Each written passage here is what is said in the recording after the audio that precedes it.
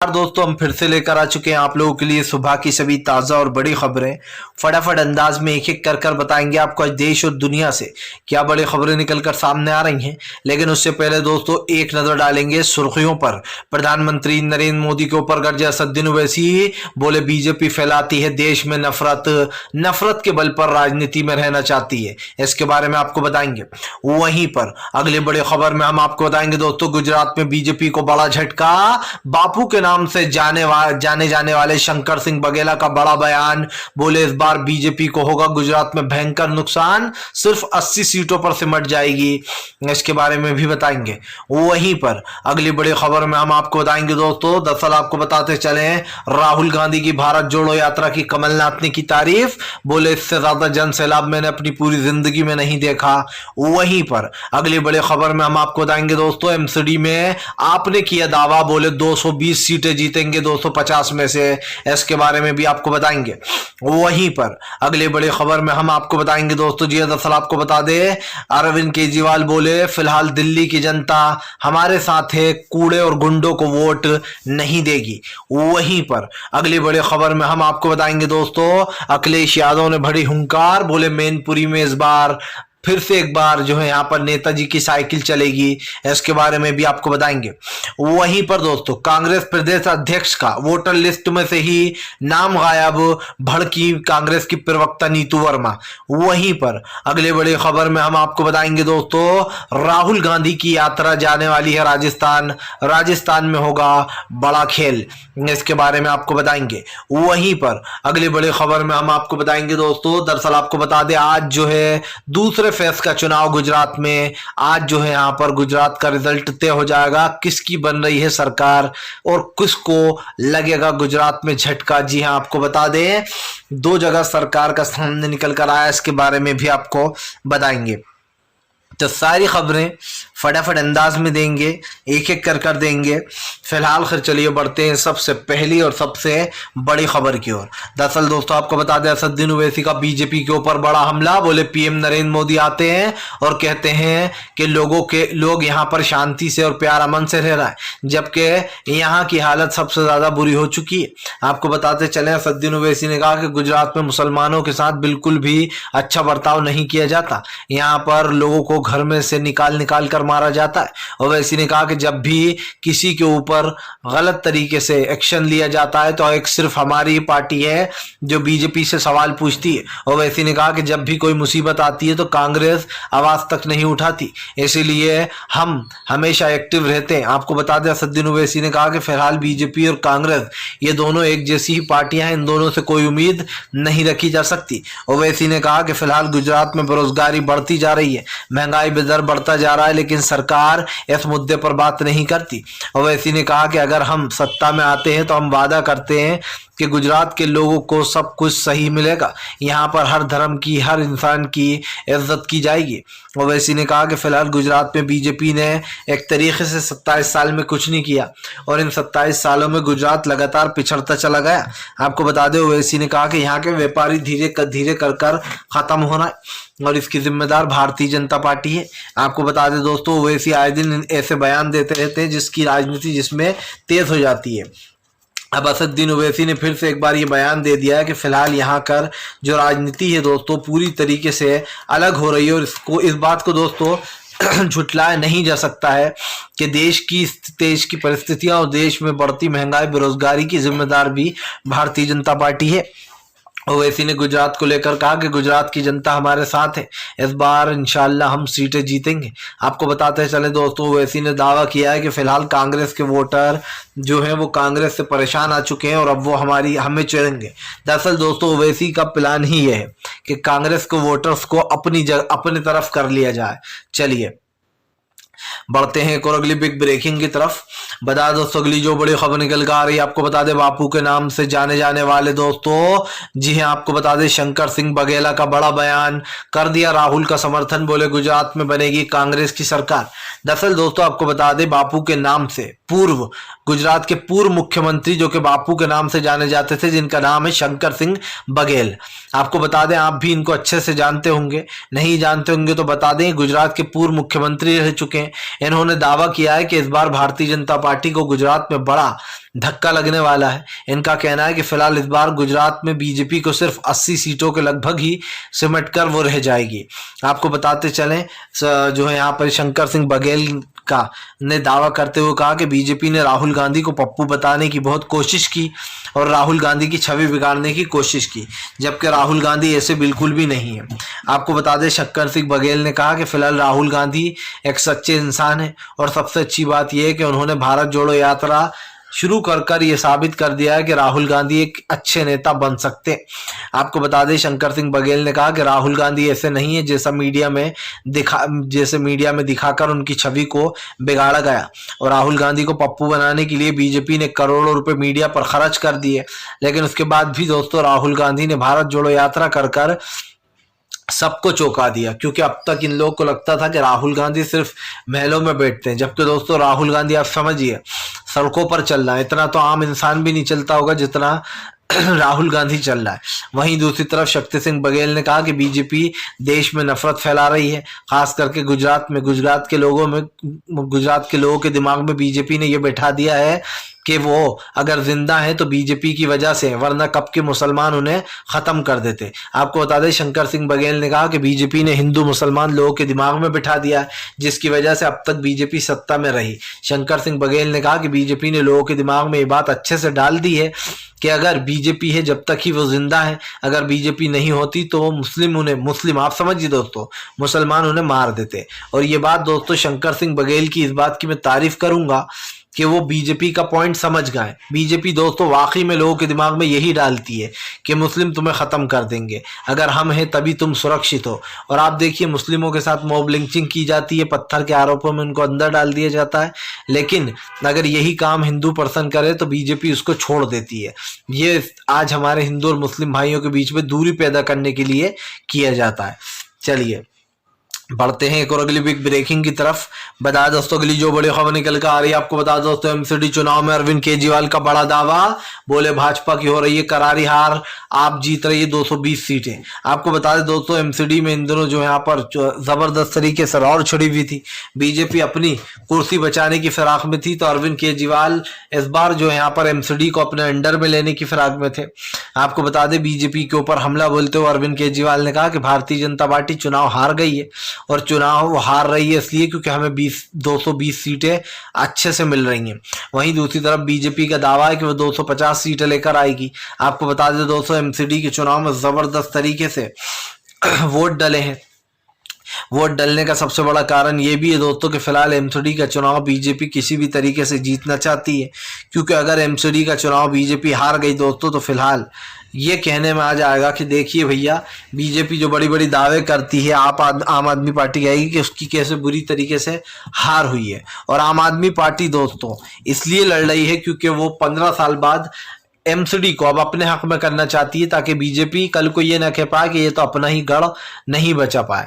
सबसे बड़ी बात ये दोस्तों कि गुजरात में अरविंद केजरीवाल गरज रहे हैं और ये बात बीजेपी को पता है, इसीलिए बीजेपी किसी भी तरीके से अरविंद केजरीवाल को ठंडा करना चाहती है, ताकि वो दिल्ली में हरा दे तो वो लोगों से ये कह सके कि देखिए ये तो अपनी ही जगह नहीं बचा पाए हैं, तो ये गुजरात क्या ही संभालेंगे। और बात सिर्फ गुजरात की नहीं है, बात आने वाले उन तमाम राज्यों की है जहां जहां आम आदमी पार्टी चुनाव लड़ने का दावा कर रही है और वो कह रही है कि यहाँ वो चुनाव लड़ेगी। तो ये कहना दोस्तों गलत नहीं होगा कि भारतीय जनता पार्टी को एक बड़ा झटका यहाँ पर लगता हुआ नजर आ रहा है। तो ये साफ दिखाई दे रहा है कि फिलहाल वीडियो पूरी तरीके से जो यहाँ पर भारतीय जनता पार्टी दोस्तों फेल हो चुकी है फिलहाल।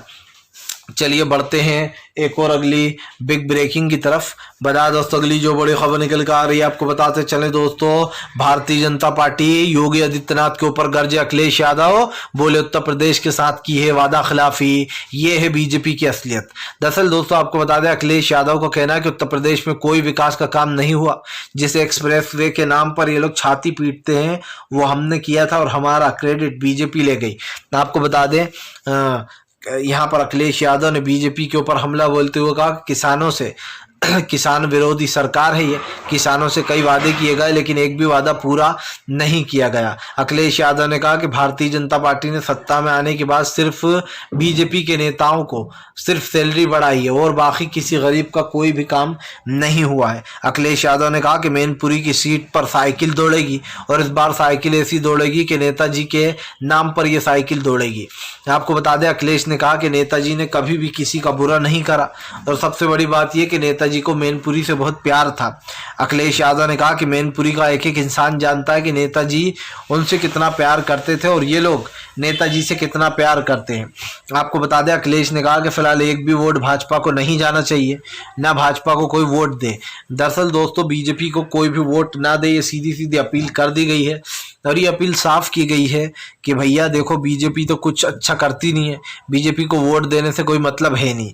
और ये इसलिए कह रही है दोस्तों आम आदमी पार्टी, अखिलेश यादव के एसपी, क्योंकि सब जानते हैं दोस्तों कि बीजेपी ने अपने घोषणा पत्र में चुनाव से पहले उत्तर प्रदेश के लोगों को क्या वादा किया था, छुट्टे सांडों से निजात दिलाएंगे, छुट्टे जानवर से। लेकिन आज भी दोस्तों छुट्टे जानवर वैसे ही खेतों को बर्बाद कर रहे हैं। किसानों से वादा किया था उनकी आयात दुगनी हो जाएगी, आयात दुगनी तो बहुत दूर की बात है, उनको एमएसपी तक नहीं दी गई। अखिलेश ने कहा कि यह सरकार किसान विरोधी, आम जनता विरोधी सरकार है, क्योंकि बीजेपी के राज में दोस्तों आप समझिए महंगाई, गरीबी, बेरोजगारी जैसे मुद्दों को दरकिनार कर दिया जाता है। जब भी चुनाव आते हैं तो बीजेपी में के नरेंद्र मोदी हर जगह चले जाते हैं, चाहे वो एमसीडी का चुनाव हो, चाहे वो दोस्तों एमपी का चुनाव हो, एमपीज का चुनाव, हर जगह बीजेपी को लगता है कि बस यही सही है। और यकीन मानिए दोस्तों कि भारतीय जनता पार्टी इस वक्त बुरी तरीके से घिरी हुई है। बीजेपी के ऊपर दोस्तों भरोसा करना अपने पैरों पर ही कुल्हाड़ी मारना है।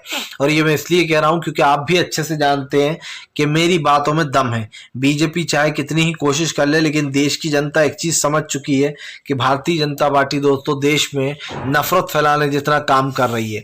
चलिए बढ़ते हैं एक और अगली बिग ब्रेकिंग की तरफ। बता दोस्तों अगली जो बड़ी खबर निकल कर आ रही, शीतकालीन सत्र के लिए कांग्रेस ने बनाया प्लान, इन मुद्दों पर सरकार को घेरेगी कांग्रेस। दरअसल दोस्तों बहुत जल्दी संसद का शीतकालीन सत्र शुरू होने वाला है और अब की बार कांग्रेस बीजेपी को छोड़ना नहीं चाहती। हालांकि दोस्तों हर बार कांग्रेस को वॉकआउट करना पड़ता है, क्योंकि बीजेपी नहीं सुनती तो कांग्रेस के लोग संसद ही छोड़ देते हैं जाना। अब आपको बता दें, इस बार शीतकालीन सत्र में कांग्रेस ने पूरा प्लान बना लिया कि उसको बीजेपी को घेरना है और इसीलिए दोस्तों शीतकालीन सत्र में आपको बताते चले कांग्रेस पूरी कोशिश कर रही है कि वो बीजेपी को घेर ले। दरअसल दोस्तों बीजेपी एक बड़ा मुद्दा बन चुका है और ये आप भी जानते हैं कि भारतीय जनता पार्टी पूरी कोशिश करती है कि खास करके उन तमाम मुद्दों को भुला दिया जाए संसद में जिन मुद्दों पर बात होती है। शर्म की बात तो ये दोस्तों कि संसद में राहुल गांधी, कांग्रेस वालों के माइक तक बंद कर दिए जाते ताकि वो ये मुद्दे बोल ही नहीं पाए। आपको बता दें अब कांग्रेस ने कुछ मुद्दों पर रणनीति बना ली है जिस पर शीतकालीन सत्र में सरकार को घेरा जाएगा। पहला मुद्दा होगा, आपको बता दें, बेरोजगारी और महंगाई। बेरोजगारी और महंगाई जैसा मुद्दे को बीजेपी मजाक समझ रही है और सबसे बड़ी बात यह कि इस देश में महंगाई बहुत ज्यादा हो गई है। पहला इस मुद्दे को उठाएगी कांग्रेस। दूसरा मुद्दा, चीन लगातार हमारी सीमाओं में घुसता चला जा रहा है और दोस्तों आप समझिए चीन के ऊपर प्रधानमंत्री नरेंद्र मोदी कुछ नहीं बोलते, ये वाला मुद्दा भी उठाया जाएगा। वहीं पर तीसरा मुद्दा आरक्षण का उठाया जाएगा, जिस आरक्षण को सरकार नहीं देना चाह रही उस मुद्दे को भी इसमें लाया जाएगा दोस्तों कानून के दायरे में। जाहिर सी बात है कि जब महिलाओं को आरक्षण देने की बात आई तो सुप्रीम कोर्ट ने भी 10% आरक्षण को सही ठहरा दिया, जिसके बाद हड़कंप मच गया। लोगों ने खूब आलोचना की कोर्ट की कि 10% आरक्षण को सही ठहराया गया। अब इन्हीं सारे मुद्दों के ऊपर दोस्तों शीतकालीन सत्र में बीजेपी को कांग्रेस घेरेगी। लेकिन सबसे बड़ी बात यह है दोस्तों कि क्या सच में कांग्रेस घिर पाएगी? ये मैं क्यों कह रहा हूं दोस्तों, ये मैं इसलिए कह रहा हूं क्योंकि आप भी जानते हैं कि फिलहाल प्रधानमंत्री नरेंद्र मोदी और वो तमाम नेता जो बड़ी बड़ी बातें करते हैं उनका दोस्तों आपको और हमें कुछ समझ में ही नहीं आता है, क्योंकि बीजेपी वाले कहते तो कुछ और है और करते कुछ और ही हैं। चलिए बढ़ते हैं एक और अगली बिग ब्रेकिंग की तरफ। बता दोस्तों अगली जो बड़ी खबर निकल कर आ रही है, आपको बताते चले दोस्तों बीजेपी की नेता का विवादित बयान। जी हां, दरअसल आपको बता दें दोस्तों बीजेपी की सांसद राबा देवी का विवादित बयान। जी हां, दरअसल आपको बता दें पवन जायसवाल को लेकर उन्होंने कहा कि ये तो पाकिस्तान में आता है। जी हां, ढाका विधानसभा जो है दोस्तों, जो ढाका है वो उन्होंने ये जो बीजेपी की सांसद है इन्होंने कह दिया ढाका तो पाकिस्तान में। आप समझिए इसी ढाका में दोस्तों, दरअसल आपको बता दें ढाका जो है दोस्तों वो एक मुस्लिम बहुल बहुल्य इलाका है और वहां से दोस्तों ये जो पवन जायसवाल है, ये यहाँ से भारी बहुमत से जीते थे। लेकिन अब ढाका विधानसभा पर चुनाव हो रहा है, जिसके बाद दोस्तों रमा देवी भड़क गई हैं। रमा देवी ने क्या कुछ बोला है दोस्तों, सांसद रमा देवी ने, आपको बता दें, इन्होंने विवादित बयान देते हुए कहा कि जो ढाका विधानसभा है क्षेत्र में आता है वो तो दरअसल पाकिस्तान है। इन्होंने दोस्तों ये कटास कसने के लिए किया। अब आप समझिए, हिंदुस्तान में ये पाकिस्तान बचा रही हैं। और उन्होंने कहा कि फिलहाल जो पवन जायसवाल हैं वो तो पाकिस्तान में जीते, और वहां पर उनको जो वोट मिला है वो पाकिस्तान से समर्थन मिला है और हमने पाकिस्तान जीता है। ये किसका कहना है? रमा देवी का। बेसिकली दोस्तों ये एक तीर से दो निशाने कर रही हैं। पहला तो पवन जायसवाल को घेर रही हैं और आप समझिए ढाका में रहने वाले हिंदू और मुस्लिम भाइयों को ये पाकिस्तानी बता रही हैं। आप समझिए, एक तरफ तो नरेंद्र मोदी बड़ी बड़ी बातें करते हैं, दूसरी तरफ इनके ही नेता दोस्तों आप समझिए इस तरीके के विवादित बयान देते हैं। क्या दोस्तों ये पाकिस्तान में, क्या आपको और हमें समझना नहीं चाहिए कि बीजेपी इस वक्त किस देश में किस तरीके की नफरत घोल रही है? और मैं तो दोस्तों आप समझिए, मैं तो बिल्कुल सोच सोच के परेशान हूं कि बीजेपी के नेता इस तरीके के बयान लाते कहां से वो लाते हैं इस तरीके के बयान जो मतलब आपके और हमारे दिमाग से ऊपर चले जाते हैं। क्योंकि बीजेपी की जो नेता हैं, जो सांसद हैं, ये जिस तरीके का बयान दे रही हैं उससे ये साबित हो जाता है कि आप इन हिंदुस्तानियों को ही पाकिस्तानी बता रही हो, सिर्फ इसलिए क्योंकि ढाका में ज़्यादातर मुस्लिम हैं और वो मुस्लिम बहुल्य इलाका है और वहाँ से पवन जायसवाल जीत गए थे, इसलिए आप जो है इस इलाके को जो है पाकिस्तानी बता रही हो कि वो तो पाकिस्तानी है और पाकिस्तान से वो जीत कर आए हैं, जबकि हमने पाकिस्तान जीता है। लेकिन इस पर अब आपको बता दें दोस्तों, जो अधिकार जो मुस्लिम पार्टी है इसके अधिकार यानी कि इसके समर्थन में दोस्तों दरअसल आपको बता दें जन अधिकार पार्टी के नेता जो है अभिजीत सिंह, उन्होंने माफी मांगने के लिए बोला है। आपको बता दें जन अधिकार पार्टी के नेता अभिजीत सिंह ने कहा कि अगर रमा देवी और तमाम वो नेता जिन्होंने इस तरीके का विवादित बयान दिया उन्होंने माफी नहीं मांगी तो आर पार की लड़ाई लड़ेंगे। आपको बता दें दोस्तों वो सीधा जो है यहाँ पर समर्थन में आ गए हैं और उन्होंने साफ कह दिया अभिजीत सिंह ने कि फिलहाल अगर रमा देवी ने माफी नहीं मांगी, क्योंकि जाहिर सी बात है दोस्तों उनका बयान बहुत ज्यादा विवादित है। चलिए बढ़ते हैं एक और अगली बिग ब्रेकिंग की तरफ। बता दोस्तों अगली जो बड़ी खबर निकल कर आ रही है, आपको बताते चले दोस्तों, एमसीडी चुनाव की वोटर लिस्ट में से कांग्रेस के नेता का नाम गायब, भड़की कांग्रेस की प्रवक्ता। दरअसल दोस्तों एमसीडी चुनाव में आप समझिए कांग्रेस के प्रदेश अध्यक्ष का वोटर लिस्ट से नाम ही गायब। ये कैसी वोटर लिस्ट है दोस्तों, आप समझिए। बीजेपी दोस्तों पूरी कोशिश करती है कि वो कुछ ऐसा काम करे जिससे कि वो सब कुछ ठीक कर दे, लेकिन दोस्तों बीजेपी ऐसे काम करती है कि जनता हैरान हो जाती है कि कैसे काम कर रही है। आपको बता दें बीजेपी ने कुछ ऐसा ही काम किया है दोस्तों, जहां पर भारतीय जनता पार्टी का नाम काफी ज्यादा उछल रहा है, क्योंकि जो कांग्रेस के प्रदेश अध्यक्ष दोस्तों उनका वोटर लिस्ट से नाम गायब है, जिसके बाद कांग्रेस के प्रवक्ता ने कहा कि ये सब कुछ बीजेपी के कहने पर होता है और जानबूझकर वोटर लिस्ट से नाम गायब कर दिए जाते हैं। अब जब कांग्रेस के नेता का ही नाम दोस्तों, प्रदेश अध्यक्ष का ही नाम वोटर लिस्ट से गायब है, तो आप समझिए आम जनता के सामने कितने बड़े बड़े घोटाले किए जाते होंगे। चलिए बढ़ते हैं एक और अगली बिग ब्रेकिंग की तरफ। बता दोस्तों अगली जो बड़ी खबर निकल कर आ रही है, आपको बताते चले दोस्तों, हिमाचल में बनने जा रही कांग्रेस की सरकार, कांग्रेस ने ठोक दिया दावा। जी 8 दिसंबर को आ जाएगा नतीजा। दरअसल दोस्तों इस बार कांग्रेस पूरे जोरों शोरों से श्योर है कि इस बार जो है हिमाचल में उनकी सरकार बन रही है।